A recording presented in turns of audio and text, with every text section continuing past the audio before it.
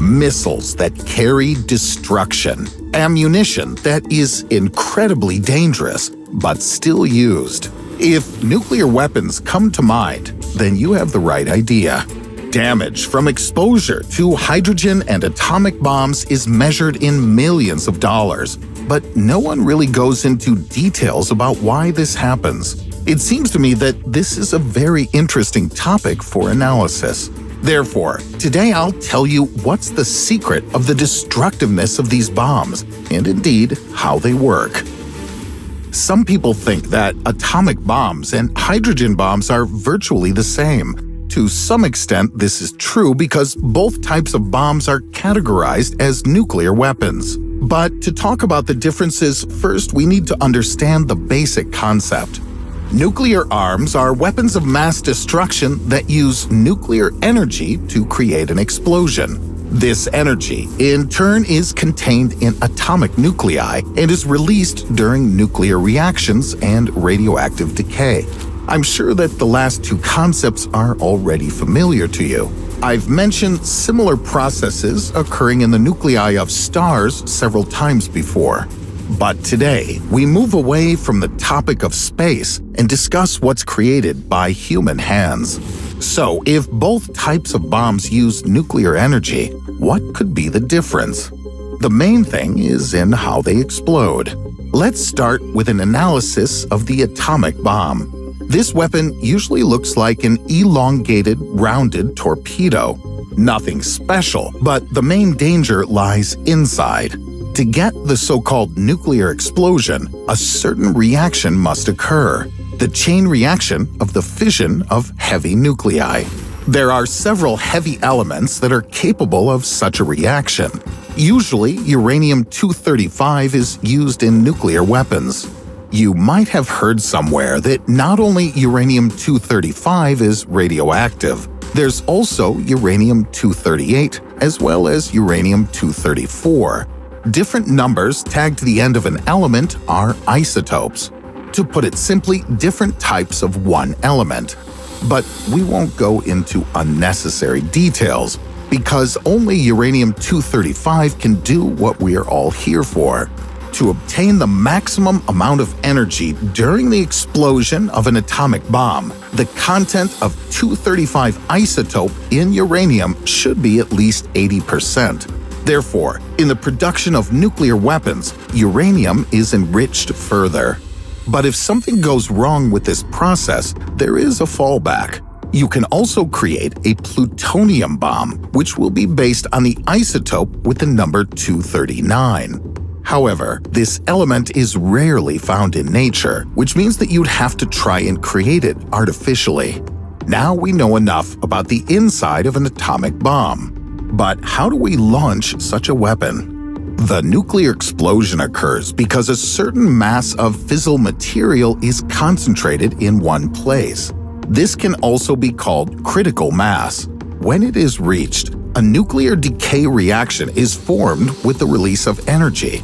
But for a powerful explosion, one critical mass is not enough. To get a truly destructive bomb, you'll need 4 to 5 critical masses of matter. There are several ways to achieve this, but I'll talk about the main one. It's called implosive. Imagine a nuclear bomb, for example, in the form of a small ball. Inside it are all the necessary components for a nuclear reaction, but the critical mass hasn't been reached.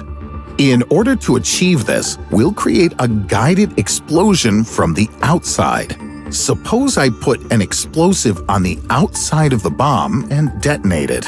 When properly exposed, the space inside the bomb will begin to shrink towards the center of the shockwave. The density of uranium or plutonium inside will increase, and we get a nuclear explosion. What about the hydrogen bomb? In this explosive device, energy is released due to thermonuclear fusion. A very fast explosive reaction takes place inside the charge with the help of elements such as deuterium and tritium. Other heavier elements can also be used along with them. However, the main effective substance is lithium hydride. By itself, it doesn't produce an explosion, so clearly we need something else. The detonation of this substance is usually carried out by an integrated nuclear device with low power. In a simple way, it can be called a detonator. When it's activated, energy is released, which triggers an explosive thermonuclear reaction inside the bomb. Interestingly, for hydrogen bombs, there's theoretically no limit to the power. If you wish, you could create such a powerful bomb that it would simply wipe all life from the face of the Earth. But I hope it never crosses anyone's mind. By the way, more about power. In the case of nuclear weapons, they're measured in TNT equivalent. Why is that so? TNT is an explosive and quite well known. To understand the power of a nuclear explosion, a certain amount of TNT is needed to produce the same energy. Usually it's expressed in kilotons and megatons, and I have some examples of various bombs. To begin with, the famous Tsar Bomba. It's related to thermonuclear, that is, a hydrogen type of weapon. Its power is 58.6 megatons. Simply put, it was such an amount of TNT that would have had to have been detonated in order to compare with this one bomb. As for nuclear weapons, the most famous are Little Boy and Fat Man. The first was dropped on the city of Hiroshima in 1945 and had a capacity of 13 to 18 kilotons of TNT. The second bomb destroyed the city of Nagasaki 3 days after the first. It had a capacity of 21 kilotons. The consequences of strikes with such power are not difficult to predict. First of all, there's chaos and destruction caused by a shockwave and light radiation. But there's also something that cannot be seen with the eyes. It's impossible to feel or hear. I'm talking about radiation. Radiation, one of the factors caused as a result of the explosion of nuclear weapons. And if you're near a detonated bomb, I have bad news for you. There are 3 main types of ionizing radiation. These are alpha, beta, and gamma. And no matter how much we wouldn't want it, they would all contaminate the area where a nuclear explosion occurred. Alpha radiation will not do much harm. A person's clothing may well protect them from contact with exposed skin.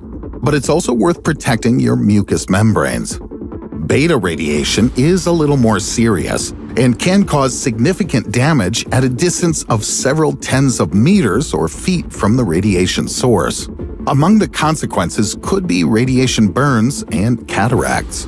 It's unlikely that anything will protect us from the effects of gamma radiation, except for thick layers of certain substances such as lead and concrete. With its high penetrating power, it literally permeates the body, causing damage. The most well-known consequences are radiation sickness, cancer, and gene mutations.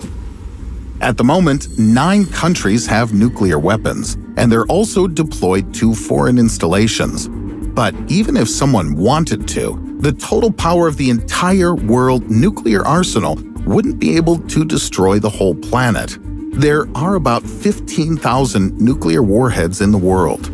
All of them have different amounts of power.